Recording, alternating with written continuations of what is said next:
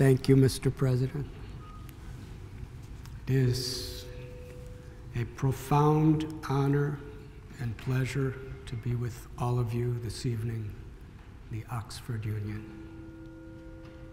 My special gratitude for Dr. Cornel West for his eloquent, heartfelt presentation.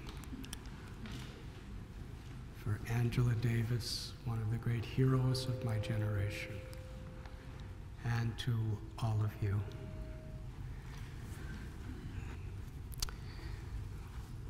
Whatever side you put me on, I'm a Swami and I'm going to speak my heart. And I have notes so I don't go too much over time. The concept of extremism can be interpreted in numerous ways, according to a person's or a society's experiences and mindsets. For example, there were people at one time who were in political power who considered Mahatma Gandhi and Martin Luther King dangerous extremists.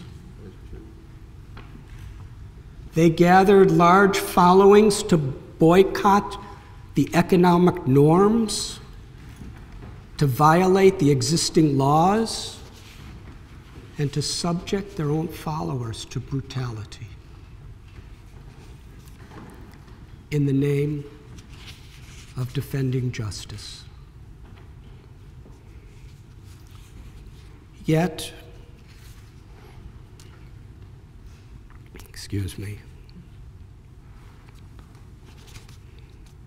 many people may consider that the forceful military action taken to free the surviving prisoners of Nazi concentration camps to not be extremism. I would like to address the subject of extremism from a spiritual perspective.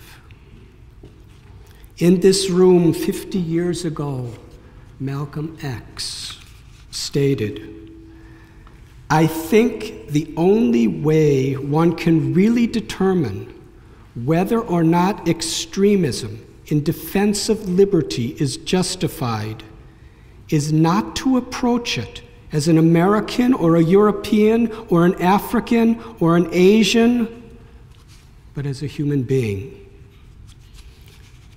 Ralph Waldo Emerson wrote, "The reason why the world lacks unity and lies broken and in heaps is because man is disunited from himself." I argue today that hatred and egoistic obsession to prove ourselves superior to others through ideologies, neglect, or oppression is an extremist vice to the very soul of humanity. We must stand up to injustice with courage, with humility, with compassion, and with a love for truth. Otherwise, in the name or in time, even the oppressed become oppressors. Darkness cannot dispel darkness. Only love can dispel hate.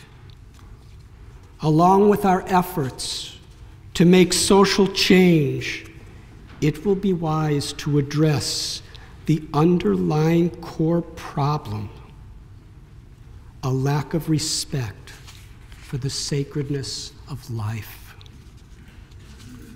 Jesus cited the first and great commandment, to love the Lord your God with all your heart, all your soul, all your strength, and all your mind, and to love your neighbor as yourself.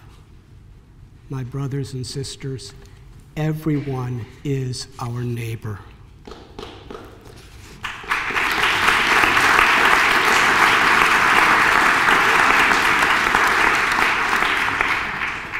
Lord Krishna, in the sacred scripture of the Bhagavad Gita, teaches that the foundation of true knowledge is to see and appreciate the equality in all living beings. We are divine souls occupying our changing bodies. My guru, Srila Prabhupada, he taught me that real love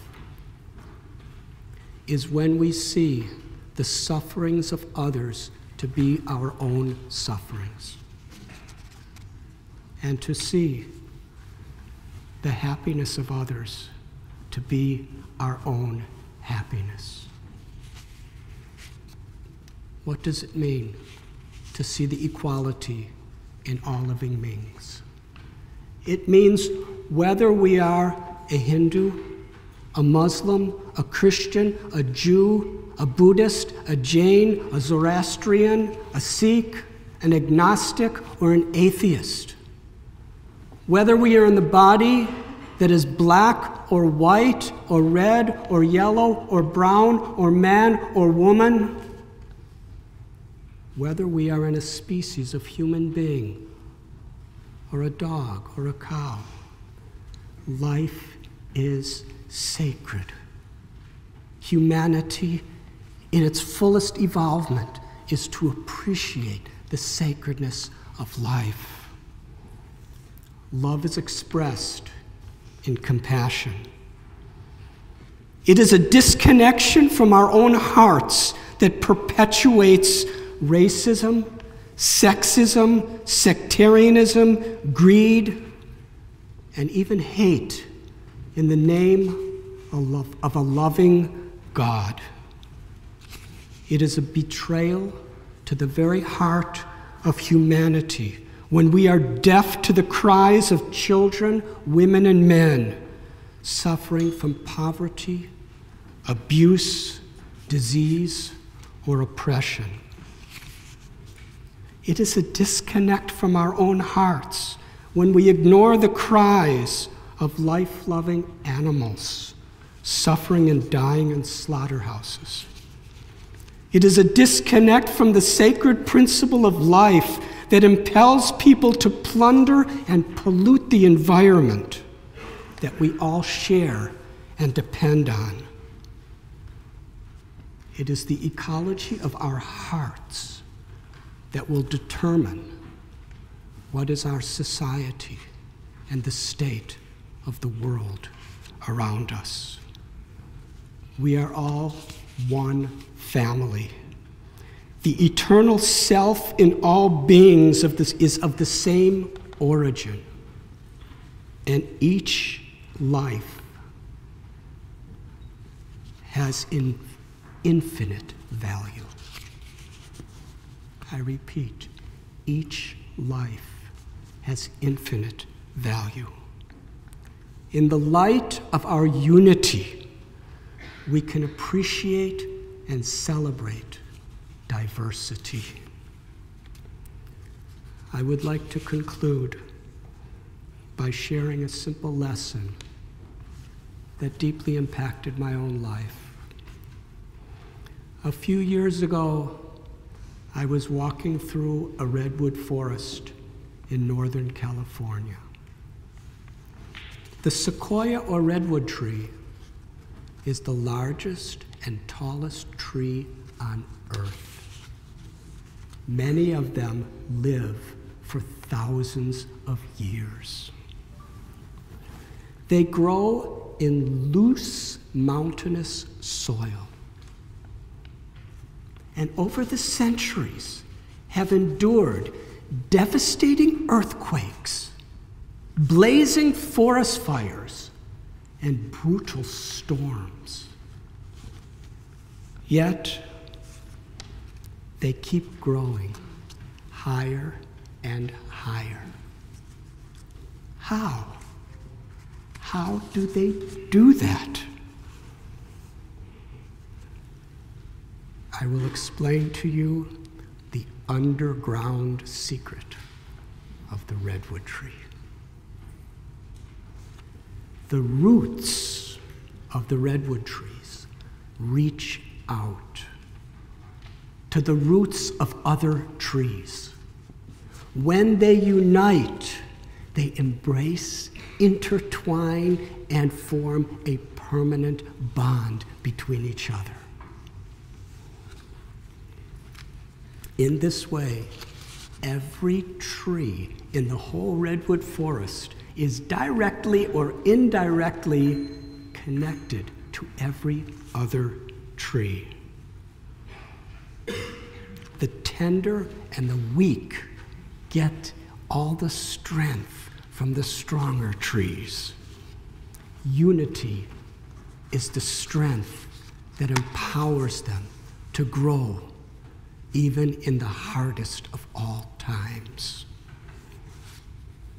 Let us discover our own roots and reach out to each other to defend our shared God-given right to life, true liberty, and the pursuit of happiness.